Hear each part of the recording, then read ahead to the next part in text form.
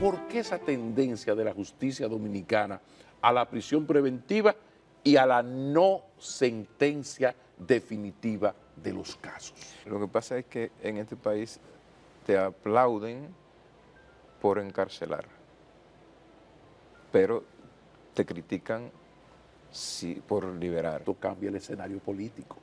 Ya la actitud de ese PLD contra las cuerdas va a ser otra.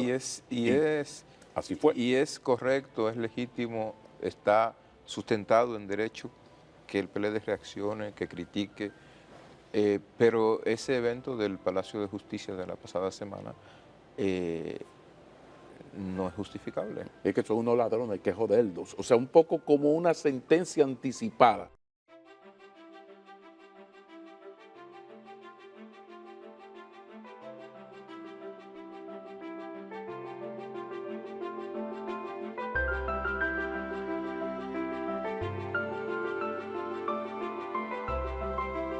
Hola, buenas, muy buenas, gracias mil por acompañarnos, gracias por su generosa compañía.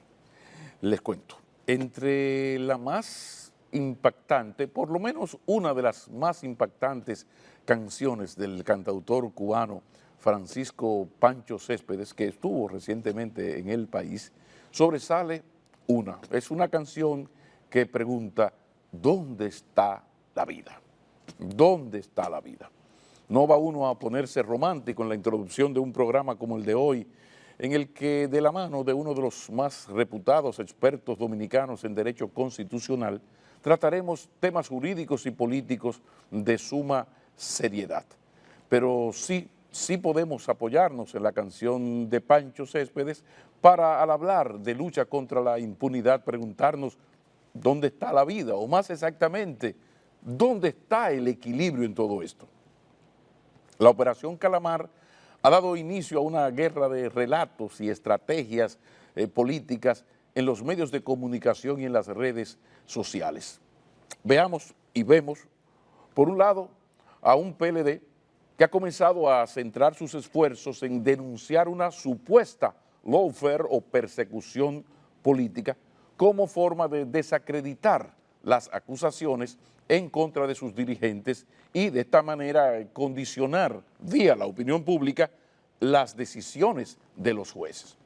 Por otro lado, en el otro extremo está la pinza PRM Fuerza del Pueblo con la encomienda de ir presentando los elementos de la acusación que el expediente contiene para así mantener vivos en los medios de comunicación y en las redes sociales las acusaciones del Ministerio Público. Poco importa si existen o no las evidencias probatorias de esas acusaciones. Lo importante es que aquí, o más exactamente, lo que más importa es que de aquí y hasta las elecciones del 2024, cada día van a aparecer en medios de comunicación y en redes sociales las supuestas barbaridades cometidas por encartados en la Operación Calamar. He ahí la guerra político-mediática que la Operación Calamar ha desatado. Solo que la política nunca es inocente. En la lucha por el poder, ganar no es importante. No es importante porque es lo único que importa. En esa lucha no hay principios ni finales. Los políticos son marxistas, pero no por el viejo Carlos Marx, sino por el genio humorístico de Groucho Marx, que decía, estos son mis principios, si no les gustan, tengo otros. Por eso ahora vemos a un PRM justificando lo que criticaba y a un PLD contra las cuerdas criticando lo que justificó y puso en práctica. Del polvo morado de los gobiernos de Leonel Fernández y luego de Danilo Medina, vienen estos polvos azules de un PRM que aprendió rápido, muy rápido, cómo sacarle provecho político electoral a los casos de corrupción cuando se está en el gobierno. El país dominicano no quiere impunidad, no quiere más corrupción, no quiere más impunidad, pero al mismo tiempo rechaza el espectáculo mediático que creo que va a tener su primera premiación el próximo domingo, cuando la audiencia para decidir las medidas de coerción se convierta en un juicio anticipado que se obra en la presunción de inocencia y en el debido proceso. Ojalá no sea así. Insisto, el país nacional está harto de corrupción y de impunidad. Todos estamos hartos de tanta corrupción público y privada, hartos del narigoneo imperial de la embajada y de su sociedad civil, de ética y memoria selectiva, sumamente selectiva. Pero tampoco quiere el país que se continúe montando campañas de condena en los medios de comunicación y en las redes sociales antes de que un juez de los tribunales de la República diga quién es culpable y quién es inocente. Por eso es por eso que uno se pregunta con Pancho Céspedes, ¿dónde está la vida en todo esto? ¿Dónde está el equilibrio? Entonces, ni impunidad ni espectáculo. Busquemos el equilibrio, logremos sentencias definitivas. Nos vamos a una pausa y cuando retornemos nos acompaña el experto en Derecho Constitucional, el profesor Cristóbal Rodríguez. Él es nuestro invitado. No se vayan muy lejos. Lo que pasa es que en este país te aplauden por encarcelar, pero te critican por liberar o por no enviar a la cárcel a una persona. Buenas noches, profesor Cristóbal Rodríguez, de los de la República, de los tribunales de la República. Buenas noches, Pablo, un placer estar aquí una vez más. La salud del derecho constitucional en República Dominicana, vamos bien, vamos avanzando. Yo veo muchas maestrías. ¿Qué tal está el mundo jurídico en derecho constitucional? Yo creo que el derecho constitucional en el país es una disciplina, digamos, en su mejor momento, es en auge, en el sentido de que es una materia que estuvo ausente siempre de la preocupación de la comunidad jurídica. Es decir, nosotros hasta hace relativamente poco tiempo la Constitución era un programa político que no era utilizado o que era muy mínimamente utilizado por los tribunales, por los fiscales, por los operadores del sistema en general. Y entonces había un desconocimiento generalizado. Estoy hablando entre abogados, Sí, no, sí, es, claro. no es de la sociedad. Ese es otro problema. Entonces, aquí, y yo siempre lo he dicho en este programa, uno de los legados más importantes del proceso de reforma constitucional que tuvimos aquí y que culminó en el 2010 fue el carácter didáctico, de ese proceso. Ese proceso propició un nivel de discusión, de deliberación pública alrededor de todos los temas que estaban siendo objeto de la reforma inédito en el país. Inédito por su duración, inédito por la variedad de los temas, inédito por el nivel de involucramiento de una cantidad muy amplia de sectores.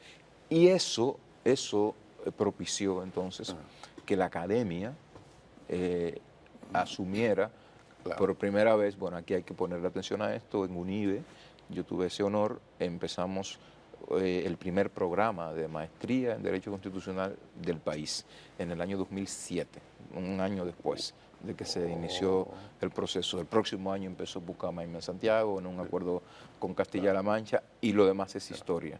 Es decir, aquí ha habido una, digamos, una explosión en el buen sentido de la palabra, de los estudios del derecho constitucional y del derecho público en general, al punto que por primera vez nosotros tenemos una generación de abogados jóvenes, hombres y mujeres, que han hecho del derecho público su ejercicio, o sea, su ejercicio se centra en el derecho público. Eso nunca había existido. Que había un publicista que se llamaba Milton Rey Guevara, que se formó en los años 70 en París, en Niza, el doctor Juan Manuel Pellerano, pero que se formaron, pero tampoco era que eso era Su día a día. su día a día Exacto, del ejercicio, exacto, era el claro. derecho procesal, era, ¿tú ves? Entonces ahora no, ahora aquí hay una comunidad joven de constitucionalistas, de administrativistas que están en los tribunales ejerciendo derecho público. El país tiene una gran deuda, el país en general y los abogados en particular tienen una gran deuda con Milton Ray Guevara. El profesor, en muchos sentidos. el profesor Ray Guevara es una autoridad como el que más en materia de derecho. Es un profesor de toda la vida y es un estadista.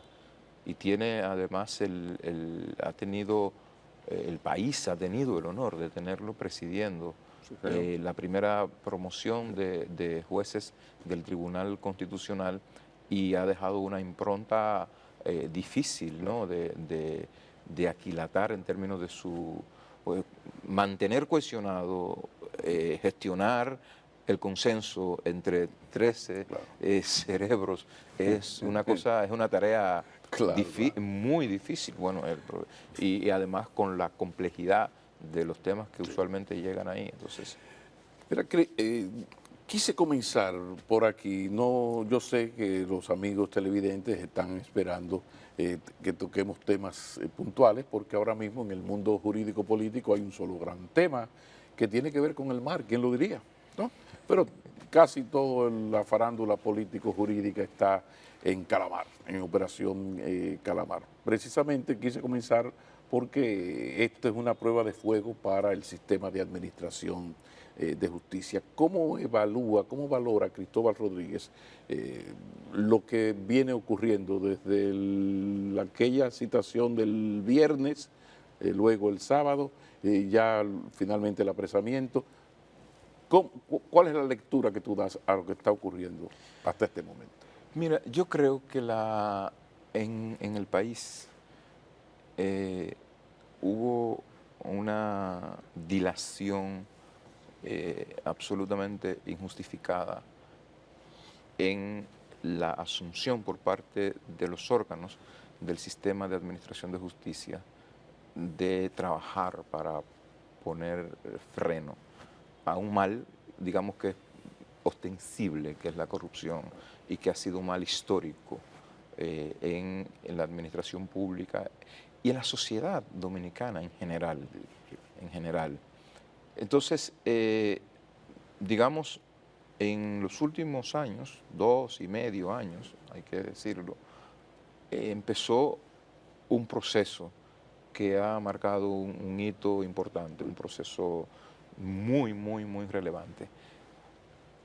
¿Por qué es tan relevante? Porque todo el que ejerce una función pública tiene que tener conciencia de que tiene que ser escrutado y debe estar a la disposición de ese escrutinio para ofrecer cuentas, tanto mientras ejerce las funciones como después que termina sus funciones, porque administra la cosa pública. Los funcionarios públicos son esos, son funcionarios que administran cosas que son de todos, patrimonio, dinero, recursos. Entonces, que haya en la sociedad, en el país, un proceso en el que por primera vez, como una cuestión más o menos cotidiana, más o menos permanente, se llame a quienes han ejercido funciones públicas a responder por determinadas cuestiones, a exponerse a ser investigados para determinar si determinado indicio constituye o no un tipo penal, es algo sano, es algo sano. Entonces, ahora estamos en un momento particular, en el sentido de que en esta nueva operación están involucrados personas, digamos, que estuvieron en el primer nivel de la administración, de los gobiernos de Cosa que no ocurre con ninguno de los otros casos marinos que ya conocemos. Exacto, del presidente Danilo Medina. Eso le da una peculiaridad. Entonces, ¿qué es lo que reiterar? Eso es útil porque todo el que tenga algo que aclarar debe estar a la disposición. Y es lo que según uno mira, es la actitud de los principales involucrados. Es decir, siempre han estado disponibles para responder en las instancias necesarias por las cuestiones que se les indican. Sí. ¿Qué es lo que uno espera? Que las cuestiones, los procesos se lleven de conformidad con la ley. Sí, pero vamos por partes. Primero, saludar lo que está ocurriendo en cuanto a un ministerio público que está haciendo su trabajo. Hay unas investigaciones, todo está muy bien, pero ahora entramos, y por eso comencé hablando de derecho constitucional, entramos entonces en el debido proceso o en un elemento tan criticable como la tendencia a la prisión preventiva. O sea, ¿por qué la justicia dominicana es tan común, a pesar de que hay un problema de hacinamiento en las cárceles por el mismo hecho? ¿Por qué esa tendencia a lo de la prisión preventiva, que ya se ve, y te hablo como Juancito Pérez Vidal, alias Tito, en una esquina cualquiera, es que son unos ladrones, hay que joderlos? O sea, un poco como una sentencia anticipada. Ya yo estoy convencido, antes de que el juez mire tu caso, de que tú eres culpable, y yo, desconfiado de que se te vaya a hacer justicia, yo, como decía un diputado amigo, mientras tantamente yo te condeno con una prisión preventiva, lo que es harto peligroso. ¿Por qué esa tendencia de la justicia dominicana a la prisión preventiva y a la no sentencia definitiva de los casos? Mira, yo pienso que hay un componente cultural en el tema, en cómo se ha manejado el tema de la prisión preventiva en el país. Cuando aquí se discutió a principios de este siglo, en los primeros años, el Código de Procedimiento Penal se aprobó en el año 2002 y entró en vigencia en el año 2004, el 27 de septiembre del 2004 entró en vigencia. Una de las cuestiones relevantes alrededor de todo el debate hacia la aprobación del Código de Procedimiento Penal era que se quería utilizar como un instrumento para resolver el tema de la prisión preventiva, la preponderancia de la prisión preventiva. Gracias por el dato. Lo digo porque es bueno hacer memoria, porque mucha gente, he escuchado mucha gente decir, ahora se habla de la prisión preventiva. No, siempre se ha hablado de él. Es un tema que siempre ha estado en la discusión. Por pase no se avanzaba. Es un tema que siempre ha estado en la discusión. Entonces, cuando digo que me parece que hay un trasfondo cultural, me refiero a que el sistema de justicia refleja la cultura política en la que vivimos, y nuestra cultura política es una cultura de extracción netamente autoritaria. Macho alfa. Netamente autoritaria, primero. Segundo, es una práctica que, en la medida en que es preponderante en el proceso penal, es contraria a derecho. Es contraria a derecho por una cuestión sencilla. Si es preponderante, no es excepcional. Y lo que dice la Constitución y el Código de Procedimiento Penal es que la prisión preventiva es una medida de coerción excepcional. ¿Y por qué no se ha mejorado, después de tantos años del Código Procesal Penal que insiste en eso, la Constitución del 2010 que ratifica todo esto? ¿Por qué en el 23 eso no ha mejorado? Y mete ahí mismo algo peor todavía, porque eso está mal, pero peor es que se hace eso, pero tampoco hay sentencia definitiva. Un juez famoso dijo hace muchos años, lo que pasa es que en este país te aplauden por encarcelar, pero te critican por liberar o por no enviar a la cárcel a una persona. Entonces, eso tiene un peso. La presión mediática. La injusticia en términos de explicación. Por supuesto, habla de un problema en el operador del sistema, porque el parámetro ante el juez para tomar la decisión respecto de si hay mérito para que una persona vaya a la cárcel o le sea aplicada la prisión preventiva como medida de coerción, tiene que ser la ley, no puede ser otra cosa. Y lo que dice la ley es que las excepciones a la regla de a la libertad como regla, es decir, la libertad es la regla. Las excepciones son si un procesado, si un imputado, si a una persona señalada de la comisión de un hecho penal representa un peligro para la investigación, se puede evadir, puede obstruir la investigación, puede obstruir el proceso de recabamiento de pruebas, entonces hay justificación para privarlo de libertad en lo que se investiga, para que no obstruya y no se evada del proceso. Pero el peligro de fuga y el peligro de obstrucción del proceso tiene que establecerse.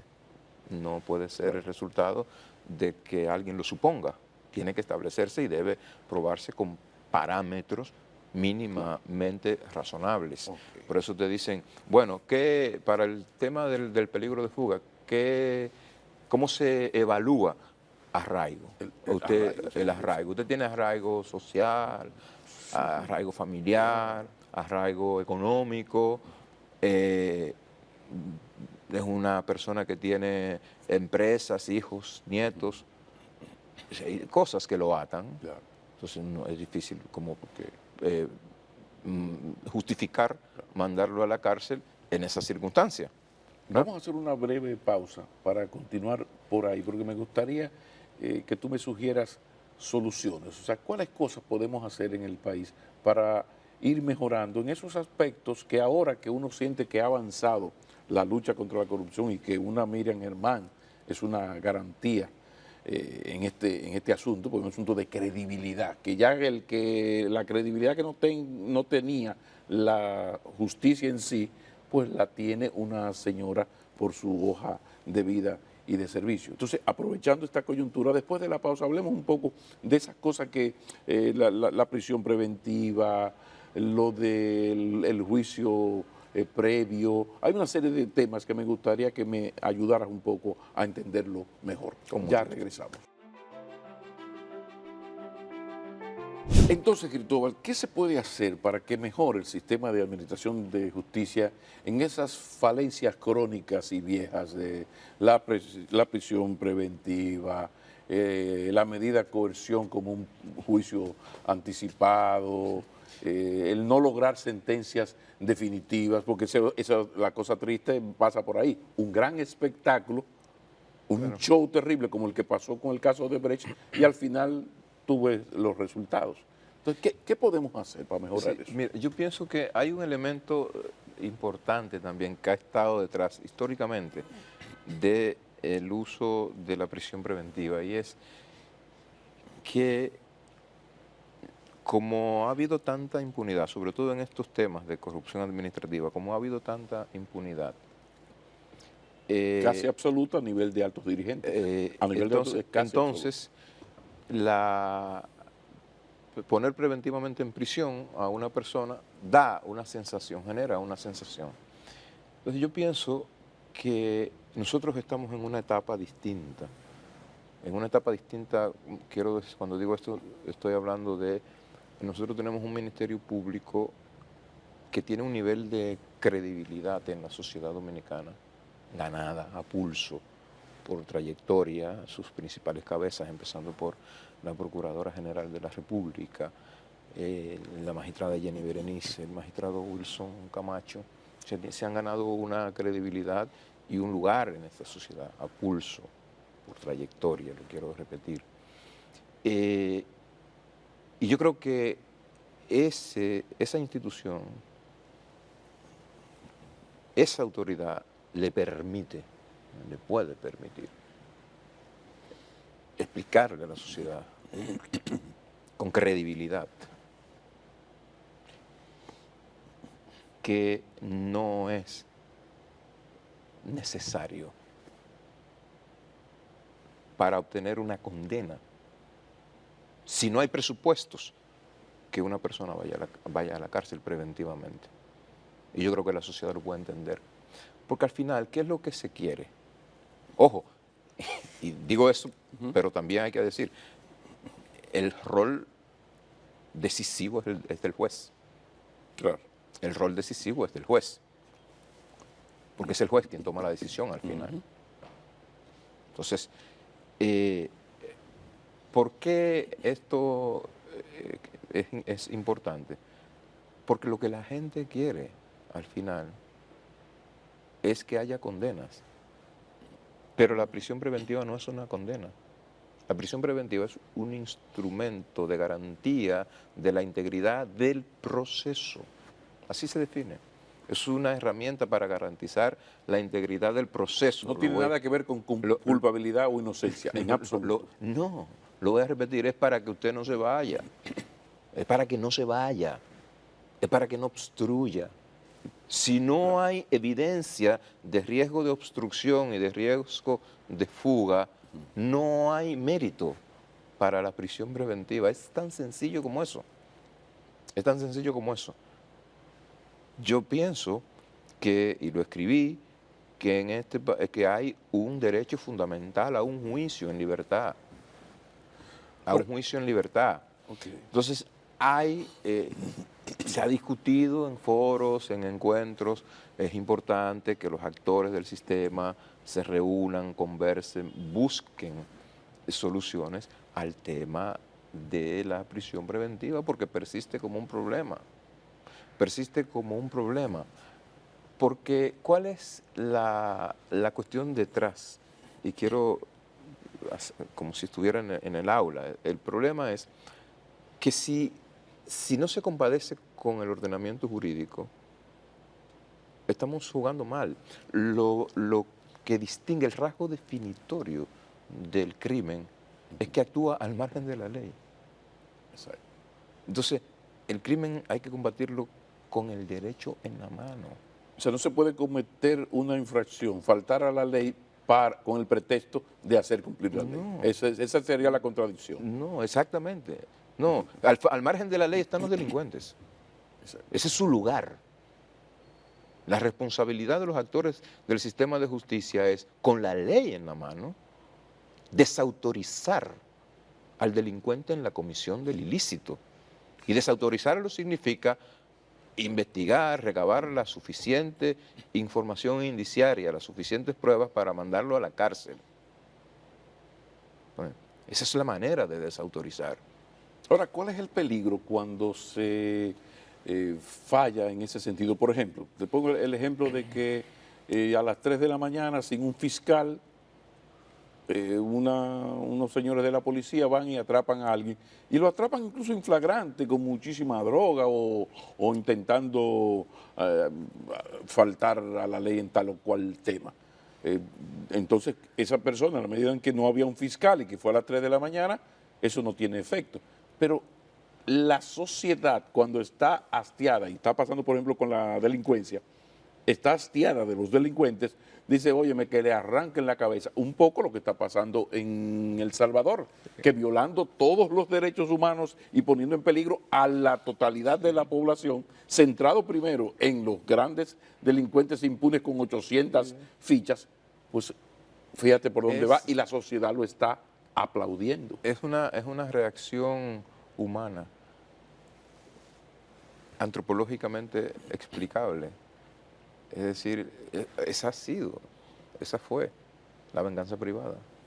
Pero resulta que toda la dogmática del derecho penal apunta a sustituir la venganza privada por un proceso civilizado. Por un proceso civilizado. Esa es la premisa. O sea, ¿cómo se gestionó la violencia entre la sociedad? Matándose. Fue así siempre. Pero es un gran desafío. Entonces, el desafío persiste, ha habido avances importantes, pero quedan remanentes y hay que seguir empujando. Por ejemplo, lo que va a pasar el domingo con la audiencia para otorgar medidas de coerción va a ser una prueba de fuego. ¿Tú estás optimista de que esta vez no se hagan los shows tradicionales, en gobierno del PLD, siempre digo esto, en gobierno del PLD, de los PLD, y en el gobierno actual. ¿Tú crees que podríamos, porque hubo una gran mejoría, atención, yo quiero destacar, hubo una gran mejoría, esta vez no se lanzaron unas hordas policiales con unos camarógrafos a las 5 de la mañana a agarrar a la gente de calzoncillo, se avanzó y mucho en ese aspecto. Podríamos avanzar y que esta vez no haya ese prejuicio, esa condena previa.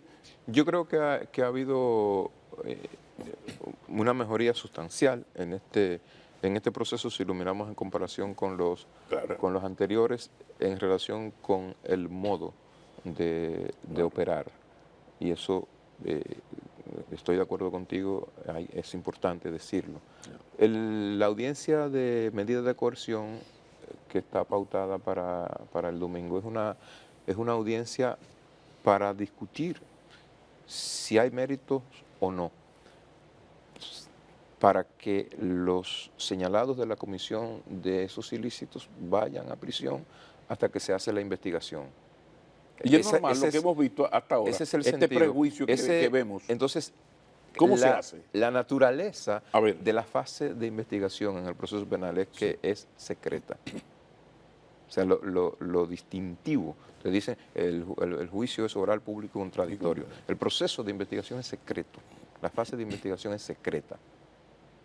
Y la audiencia de medida de coerción es cerrada, a puertas cerradas. ¿Y por qué lo televisan? Por lo que estamos hablando. Porque ha habido casos en los que los imputados lo han convenido con que uno diga que no puede ser televisado, no puede haber acceso público a la audiencia. O sea, las veces que ha habido, atención, por favor. Las veces que ha habido audiencia de medida de coerción televisada es porque los imputados han convenido en eso. Es porque los imputados han convenido en eso.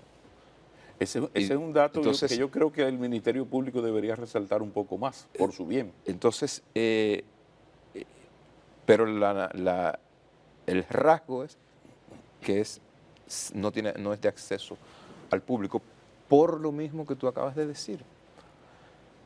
Porque todavía hay un proceso de investigación en curso, hay indicios, y por tanto se trata de personas que están protegidos por una cosa que en la Constitución se llama presunción de inocencia. Porque es posible y que el nivel de exposición, el nivel de exposición mediática que supone un juicio con acceso público o una audiencia de medida de coerción con acceso público es que merma, digamos, vacía de contenido el principio de presunción de inocencia porque se instala en la sociedad el estigma. Pero entonces una cosa importante, alguien puede ser, medida de coerción de 6 meses. Cuando se profundiza la investigación, se desestima la acusación y te envío a tu casa. Eso ha ocurrido, que después que yo te impongo medidas de coerción de 1 año, después que se profundiza la investigación, yo desestimo la acusación a ti y dejo a los demás. Bueno, el ex administrador de la lotería, el juez de la instrucción, es decir, el juez que enjuicia las pruebas que el Ministerio Público somete a su consideración para decidir si hay mérito para un juicio, para enjuiciarlo, para llevarlo a juicio de fondo, dijo que no había mérito. Que las pruebas en contra de él no eran suficientes, pero él tuvo, yo no sé si fue 1 año o 6 meses preso. Pero además, ¿quién le rescata su nombre? Porque él ni siquiera, no es que es inocente, no, es que no había elementos para ir a juicio. ¿Y quién? ¿Y ahora quién?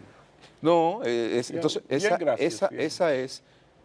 ese es un ejemplo palmario de la importancia de llevar la prisión preventiva a la excepcionalidad que mandan la Constitución y la ley. Porque es que si no es excepcional, pueden pasar cosas como esa. Bien, entonces, no es teórico el problema. no es teórico. Es confuciano, porque Confucio decía, no juzgues a un hombre sin antes ponerse en su lugar. Ojalá que cada quien se ponga en la situación de ese señor, que no fue que fue declarado inocente, no, que el juez dijo, no hay elementos para ir a juicio. A ver, ¿quién le va a devolver a ese señor? Póngase usted en la situación de ese señor, entonces quizás podríamos ser más racionales a la hora de estos temas. Vámonos a la pausa, pero hay que hablar un tema delicado. Veo que va a ser un argumento fundamental en este debate jurídico y sobre todo mediático, que es lo de el lawfare, lo de la politización de la justicia o judicialización de la política o persecución política. Después de la pausa. Continuamos, último segmento de esta conversación con el doctor Cristóbal Rodríguez. Lawfare, persecución política, judicialización de la política o politización de la justicia. Veo que el PLD contra las cuerdas ha reaccionado mucho en esa línea de que existe una persecución política. ¿Tú compartes los argumentos la dirección del PLD en cuanto a que este apresamiento, en especial de su ex candidato presidencial, es un hecho de lawfare, una estrategia de lawfare? Mira, se ha discutido la discusión alrededor de los procesos de investigación de corrupción que están teniendo lugar en el país y los procesos en curso. Se ha dividido entre quienes tienen una apuesta decidida en contra de que se combata la corrupción. O sea, hay un sector de la sociedad negado a eso. Y entonces para ese sector, el argumento a mano es, eso es político. Se está instrumentalizando la política. Y hay otro sector que cree que en función de la persecución, del combate, de la condena de los responsables de los hechos de corrupción, todo se vale. Yo creo que ni una cosa ni la otra. Yo creo que yo no suscribo el argumento de la persecución política. Yo no suscribo el argumento del lawfare en los procesos que se han conocido en el país. Yo he criticado determinadas acciones, como el tema del recurso recurrente a la prisión preventiva, pero consciente de la necesidad y de la trascendencia de lo que desde la Procuraduría General de la República se está haciendo en aras de establecer si hay responsabilidades y de que haya, que haya sanciones. Es importante destacar que esto del lawfare no es que ocurrió tal hecho de que fueron apresados de manera indebida o de que la medida de coerción fue exagerada. No, es todo un sistema. Lo que llaman lawfare es todo un sistema con elementos que el que quiera saber cómo se aplica un lawfare, que vaya a la política que se le aplicó a Lula da Silva en su gobierno. La utilización del derecho para inhabilitar opositores políticos. Pero con sistema, con pasos bien delimitados. Primero hacemos esto, agarramos por aquí, apretamos por aquí. No hechos aislados. No, me remito a Lula da Silva porque fue flagrante aquello y terrible. No creo que en nuestro país estamos en ese escenario. Así lo quiero decir con mucha claridad. Me parece... Hay cosas por mejorar. Me parece incluso irresponsable el recurso al argumento del lawfare. Hay cosas por mejorar, por supuesto. Hay que insistir en la necesidad de que se mejoren, por supuesto. Hay que criticar lo criticable, por supuesto, los excesos, por supuesto. Pero de ahí a levantar el argumento de el uso del derecho y de las herramientas de persecución del Estado para inhabilitar opositores, hay un trecho que yo no suscribo. Creo que hay un error en esa línea de argumentación. Y creo que además conduce a unos niveles de polarización y a unos niveles de crispación que pienso que son dañinos para esta sociedad. porque los líderes políticos son eso, son líderes. Y significa eso que hay gente que los sigue, que hay gente que les cree. Lo que pasa es que ya esto ha llegado a un punto donde no es contigo que yo debo hablar en la próxima entrevista, sino con un politólogo o alto dirigente político, si es del PLD mucho mejor, que para que nos enfrasquemos en una conversación de estos temas desde la óptica estrictamente política, porque también hay que entender a un PLD atrapado y sin salida o con pocas salidas, donde ya se le ha llevado, fíjate que hasta ahora esas operaciones marinas no tocaban a ningún dirigente importante del PLD, eran empresarios, lo que más destacaba era la familiaridad con el ex presidente, pero ya esto es otra cosa. Y eso es lo que explica, no estoy justificando, explica esta reacción, por ejemplo, ya de acciones ya de índole violenta, que fue lo que pasó en la Sí. fiscalía, que ya es como que con esto yo escribí un tuit que fue muy ponderado y duramente criticado al mismo tiempo, cuando yo dije, no, es que esto cambia el escenario político. Ya la actitud de ese PLD contra las cuerdas va a ser otra. Así fue. Y es correcto, es legítimo, está sustentado en derecho que el PLD reaccione, que critique, pero ese evento del Palacio de Justicia de la pasada semana no es justificable. O sea, yo estaba ahí, yo estaba ahí en cuestiones profesionales, no me lo contó nadie. O sea, yo no podía salir del Palacio de Justicia. O sea, no podía salir.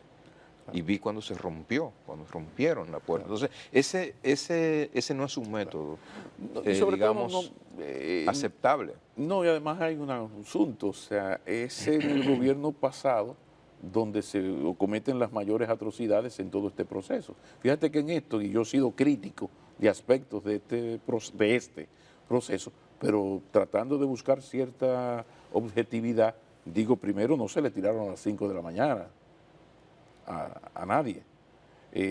Tuvieron el detalle de invitarlo. Es verdad que, según mi fuente, lo hicieron esperar muchísimas horas, pero después de entrevistarlo, usted se quedó preso. O sea, ha habido una gran mejoría con relación a lo que le pasó a Temo Montaz, por ejemplo, algo parecido, descartado totalmente después. ¿Y quién le recupera a Temo Montaz aquella foto apresado de esta manera, con grilletes y este tipo de cosas? Entonces, ese PLD que cometió esas atrocidades contra los suyos, no contra la oposición, contra los suyos, de repente tiene que medirse mejor a la hora de protestar porque los hechos lo desmienten y lo descalifican. Lo que corresponde ahora, Pablo, es que los imputados, y pienso que esa es la actitud de los principales, por lo menos, con sus abogados puedan responder de las imputaciones que le está haciendo el Ministerio Público en el marco del proceso como manda la ley. No puede ser, o sea, no debería ser distinto de eso. No debería ser distinto de eso en igualdad de armas, en un proceso contradictorio y que al final un juez imparcial decida. Eso no debería pasar de ahí. Cristóbal, el tema de la delación premiada, ¿cómo se maneja eso en el derecho? O sea, yo de repente a mí me apresan y me aprietan y duro y yo digo tal o cual cosa.